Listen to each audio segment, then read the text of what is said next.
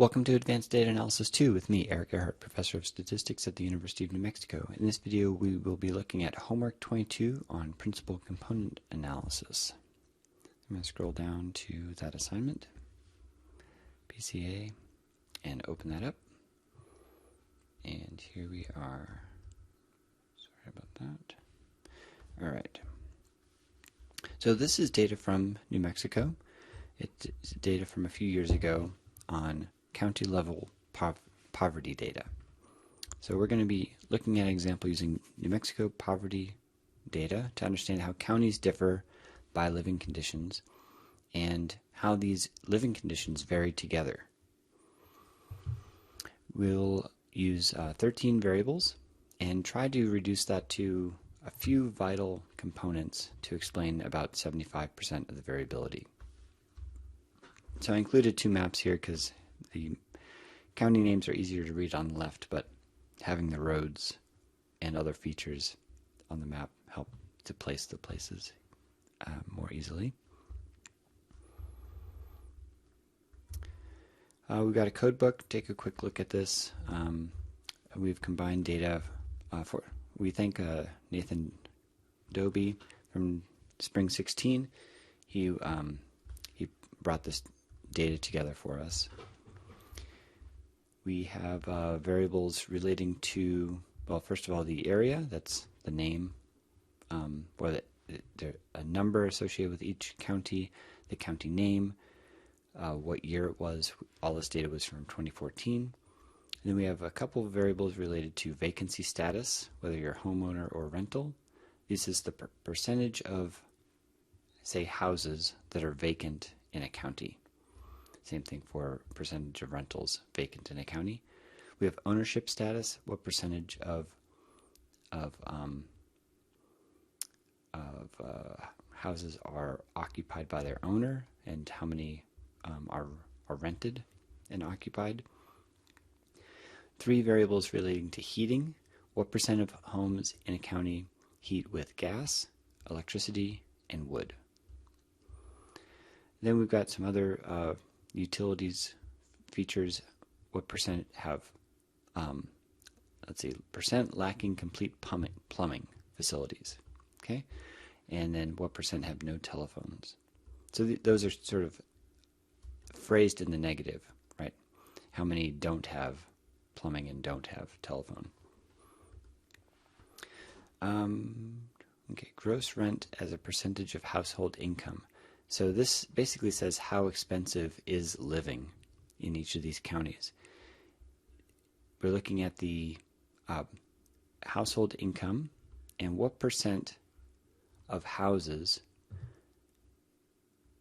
have the cost of the rent is over 35% of the amount of money that they take in as income, right? So if I make, say, $1,000, I don't know. Let's see, what's a sensible number? If I make $2,000 a month, that's $500 a week. If I make $2,000 a month, 35% of $2,000 would be $700. Is my monthly rent $700 or more? If so, then I contribute to this metric. Okay, and that's the percent of that. All right, and the last thing has to do with poverty. What's the estimated percent of all the people who are in below the poverty level in the county, and then broken into what percent of children live in poverty and what percent of families live in poverty. All right, so we read the data set in, and I've already put all the data set together into this one CSV file. There was some pre-processing to do to put data from these different areas into this table. I've renamed some of these variables into these shorter names. There was one area equal to 0, which was the state average, not at the county level. We've removed the state, so we just have data on counties. And we're keeping a subset of our columns, because not all the columns are in our analysis, and here are the column names that we're going to use for our analysis. All right, here is our subset of data. We have 33 counties with 16 variables. The first 3 variables are just indicating which counties and which year this was collected, and the remaining 13 are what we're going to use for our principal component analysis. All right, here is a place to put your code if you want to subset the data somehow, filter the data. Subset is selecting columns, filtering by selecting or excluding rows, or if you feel you need to transform any variables, here's a place for you to do that. All right, here's a scatterplot of all the datas. All the datas. That's good. And I'd like you to describe qualitatively, what do you see in here? So, what I'm looking for roughly is, are there certain variables that are highly correlated? Are there big clumps? Are there extreme outliers anywhere? So for example, let's scroll down a little bit here. So no plumbing in this row. There's one county up here where 12.5%, so 1 out of 8 houses, has no plumbing. Same thing with phones, almost 20% or more. No phone. Let's see, poverty all. There's one down here that has extremely low poverty, right? About 5% poverty, whereas the rest of them are somewhere between about 10 and 30% poverty. So have a look through these scatter plots and think about, if you got an outlier like this one. Well, this is almost 0% of the households have rent, accounting for taking up at least 35% of their household income. Most places have 20 to 60% have basically rent is very expensive for people in New Mexico because we're a very poor state, except for this one county down here. So you might think through, what does it mean to be this county, right? This is basically a very wealthy county. People make a lot of money there. Okay, so choose maybe 2 to 4 features that you see and describe those here. All right, so there's one county that is seriously rustic. Okay, and it's it's a feature of our state's history, but find that one and we'll remove that one county because it seems to be fairly extreme relative to the rest. And the solution there would be to go up here and indicate what you've done. Okay, so do the change up top so it affects the scatter plot, but say what you're doing here. I'm removing county blah blah blah because it's extreme in this way. All right, so now we'll do the principal component analysis with print comp, and here's the PCA for the New Mexico census data. We'll go in here. We have 10 components, and it wraps, unfortunately, but we have 3 rows for standard deviation, proportion of variance, and cumulative proportion for components 1, 2, 3, etc. up to component 10. Notice that because it wraps, component 7's standard deviation is 0.654. Okay. Let's see. The main thing that we're looking at here is the cumulative proportion. We have 32%, then 51%, 65%, and 77%, 85%. So we get up to 85% with 5 components. We also have loadings, and these loadings have these blank spots because I've got a cutoff in here of 0.2. Any loadings that are less than 0.2 are not printed. So these 2 loadings were less than 0.2, they don't appear.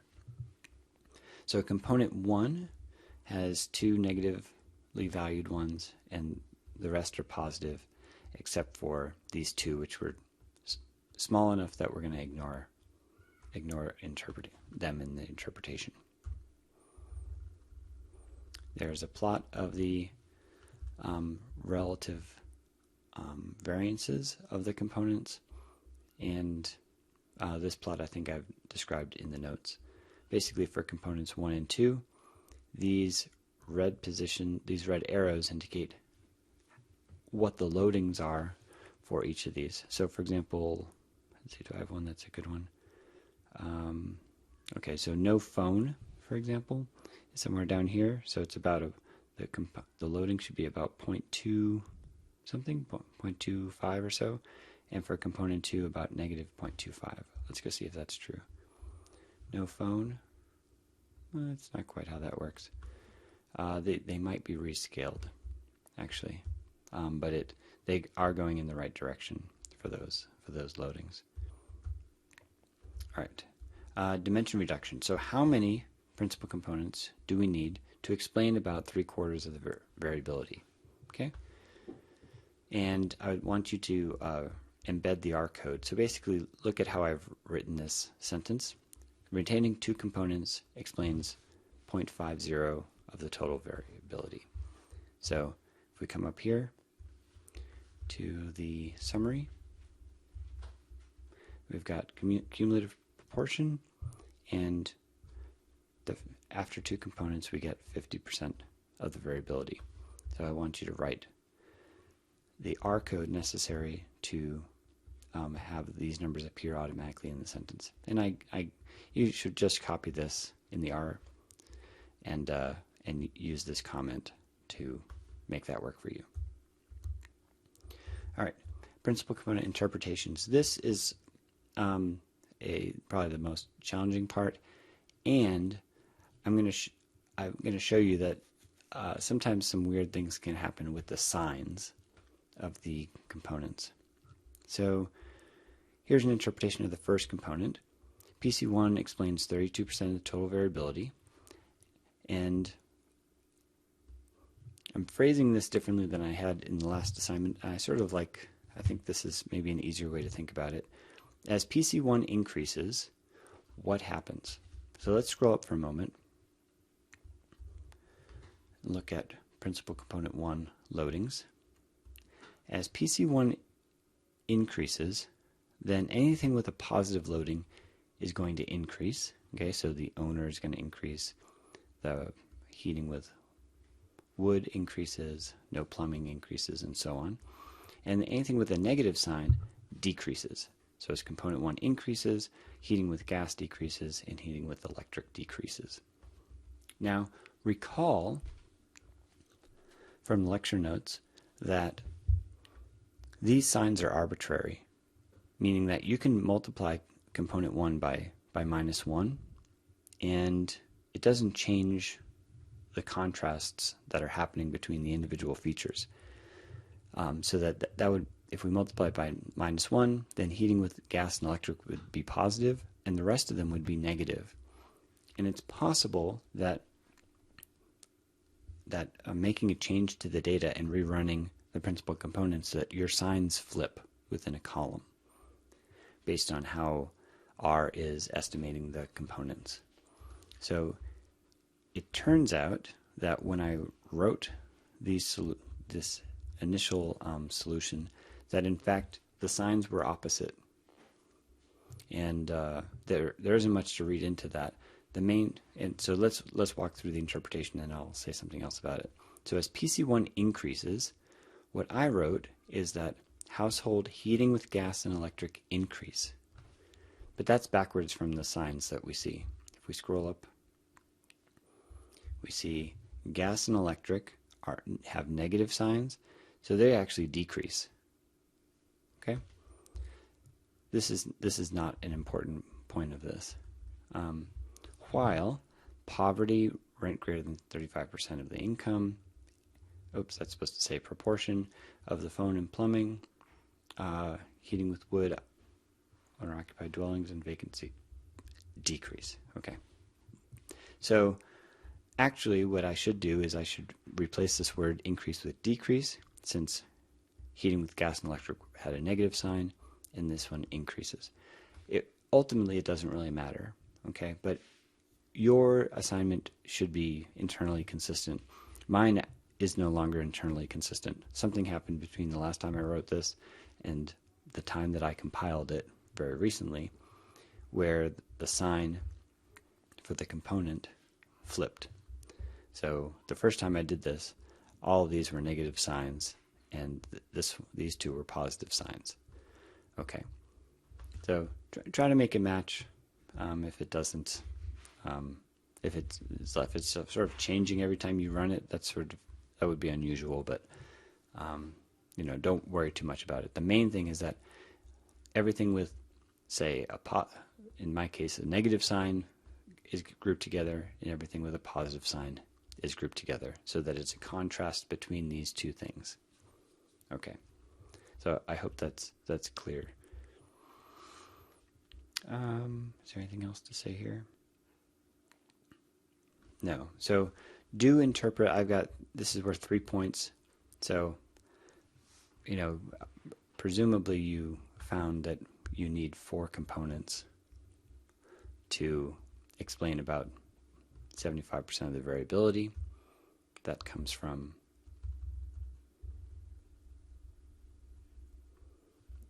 the cumulative proportion coming up to there. Okay, 0.75. Page back down. And so you'll need to interpret all of the components that you kept. So I've interpreted the first one for you. Maybe fix my language if your signs are different. Okay, you can just replace decrease and increase, just swap those around. And then interpret the rest. Okay, principal component 2 explains 18.7% of the variability. As PC2 increases, some things increase and other things decrease. And you might, after you've sort of listed those out, think about what the general pattern is. Is this mostly a contrast between, let's see, for the second component, it might be, say, a contrast between poverty and dwelling vacancy, for example. So there might be like some general, some overall features that you can summarize in a couple names. All right. The next part is to visualize and interpret the principal components. So you have the interpretations above for the principal components. Here we're going to plot them. So here is a plot of, components 1 versus 2, and I've colored it by the percent of poverty. So we have Los Alamos is red with the least amount of poverty. In this case, it looks like McKinley County is the one with the greatest amount of poverty. And then we've got components 1 versus 3 and 2 versus 3. And again, just like the goblets example from the last assignment, certain counties are going to be clustering together, and then there's going to be a few outliers. And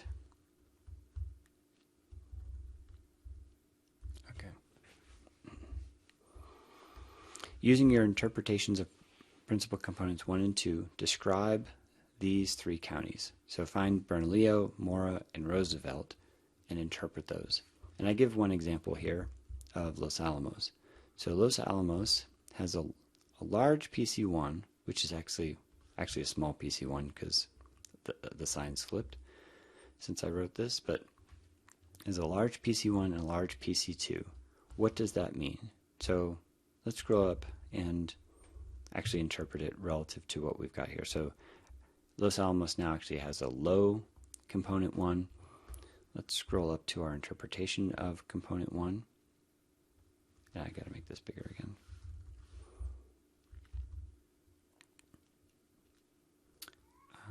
Let's see. So component 1, Los Alamos has a low component 1. So if it's low, then that means the negative signs are sort of the large things that are coming up, right? So as component 1 decreases, the features with negative signs are going to increase. So Los Alamos heats with gas and electric primarily, and maybe very little or no wood. And then these other features, if component 1 is low, then these are also low. So the owner, I need to go up and remind myself what the owner occupied, renter occupied status. Okay.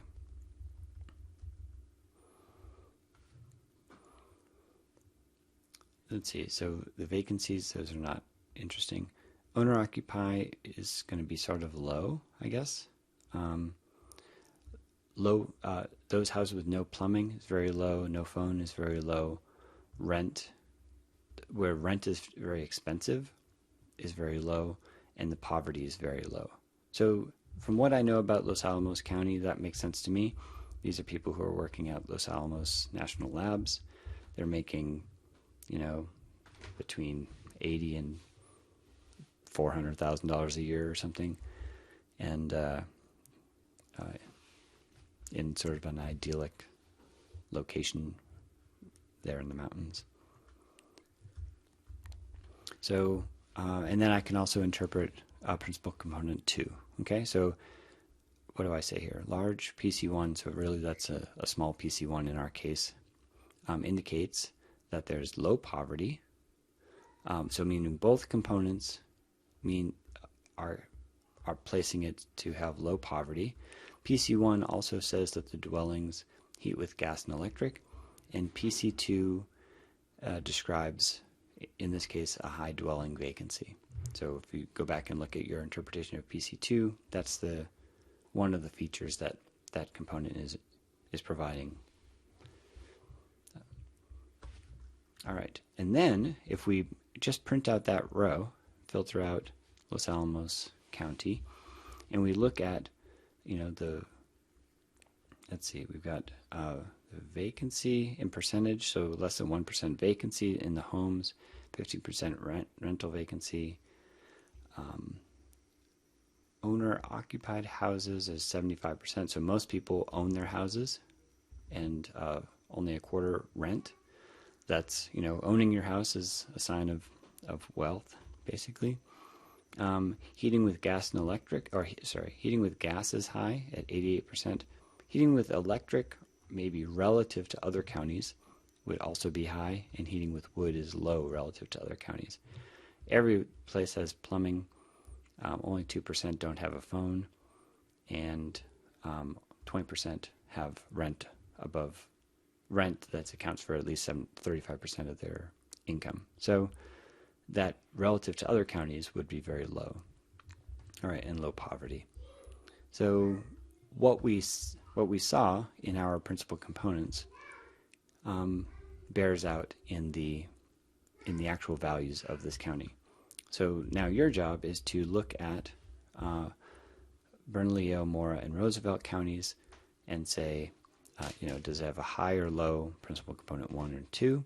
And this indicates that, what features are common to both principal components, and you can write some features in here.